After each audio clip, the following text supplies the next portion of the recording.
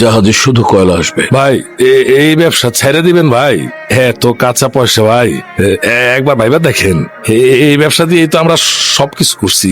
আমাকে এত উন্নতি, গাড়ি বাড়ি বাংলো সব তো এই কাঁচা পয়সা দিয়ে ভাই। নতুন আর একটা ব্যবসা চালু করছি না, রাজনীতির ব্যবসা। আমি মেয়র না এখন। জি ভাই, বুঝতে পারছি ভাই, আপনার বুদ্ধি অনেক ভাই। এখন থেকে খালি কয়লাই আনবো ভাই। এই মেয়ে, কোনে যাচ্ছিস? একটু বাইরে ঘুরবো। ঘুরবো মানে? বাংলো বাড়িটা অনেক বড় তো, একটু ঘুরে ঘুরে দেখবো। মানা আছে, ভিতরে যাও। আমি নিষেধ মানবো না। অনেকদিন রাতের আকাশ, চাঁদ, তারা দেখি না, খুব দেখতে ইচ্ছে করছে। বাবা বাবা, রাতের আকাশ, চাঁদ, তারা, জোনাকি পোকা, কবিতা, রবীন্দ্রনাথ। এই নাসওয়ালি, মিষ্টি মিষ্টি কথা কবি না, যা ভিতরে যা। আমি ভিতরে যাব না। এমনি তন্দুর রুটির চুলোর মতো জ্বলতেছি, আর জ্বালাইস না, ভিতরে যা। আমি ভেতর না গেলে তুমি কি করবে? তুমিও নির্মম, এত নির্মম। এখানে কেমন আইছিলি? একদিন সন্ধ্যা, ঘিরে ফেললো গ্রামটা আগুন, চোখের সামনে। জীবনের ভয়ে পাহাড় জঙ্গল দিয়ে পালাতে থাকলাম। আমার মতো আতঙ্কিত আরো অনেক মানুষের মিছিল, ঝড় বৃষ্টি, খাল নদী। তারপর আমি হেলেনা, নাচনেওয়ালি। ভাই বল। ওই কাশেমের কাছে পাওনা টাকাটা নিয়ে কিছু ভাবছেন? মেয়র হয়েছে, সব শেষ।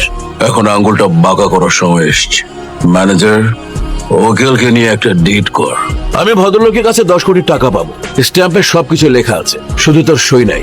সইটা আমার দরকার। সই হলে মনে কর তোগো কেল্লা ফতে, আর আমি টাকাটা পেয়ে যাব। বুঝতে পারছিস? বুঝছি। তুই সোজা গিয়া কাজটা কইরা আয়, আর কইরা আসতে পারলেই গাড়ির চাবিটা পাবি। গাড়ির চাবিটা দে।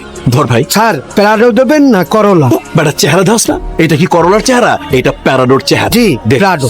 ভাই তুই কাজটা কইরা দে, তারপর সোজা বাংলোতে চলে আসবি। এই যে গাড়ি তোর জন্য রেডি। কাশেম ভাই। আমি কাশে, তুই কে? এটা দেখলেই বুঝতে পারবি। কাগজে সই কর। ধর। সই দেব না। দিতে হবি। না দিলে কি করবি? দেখ কি করি। আজ থেকে তুই আমার কাছে বীর, মহাবীর। মেজাজ খারাপ, এভাবে কথা কসকে। আমি কথা দিলে কথা রাখি। এই নে তোর প্রাডোর চাপ। নে, 1,50,00,000 প্রাডোর চাপ। আপনার আর আমার মধ্যে যে সম্পর্ক ছিল তা ইস্কাতে ভাঙ্গে গেল। ভাই ভাই ভাই ভাই ভাই, আরে সম্পর্ক ভাঙার তো প্রশ্নই আসে না। তুই ভাঙতে চাইলেও আমি তো ভাঙুম না। তোরে তোরে আমার অনেক দরকার। হ্যাঁ দরকার।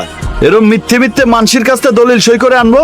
আরে বাবা, একটু ধৈর্য ধর, তোর একদিন হবে। এসব একটা কথাও কবেন না। আপনাদের কি লজ্জা শরম বলে কিছু নাই? আপনারা কি এই দেশের কৃষক, শ্রমিক, খাইতে খাওয়া মানুষগুলারে দেখছেন? ফুটপাতের রেল লাইনের পাশে অসহায় মানুষগুলারে শুয়ে থাকতে দেখেন নাই? তারাও কিন্তু এই দেশের মানুষ। তাদের ভোট নিয়েই কিন্তু আপনারা ক্ষমতায় বসেন। তারপর চলে আপনাদের আয়েশি জীবন। বাংলো বাড়ি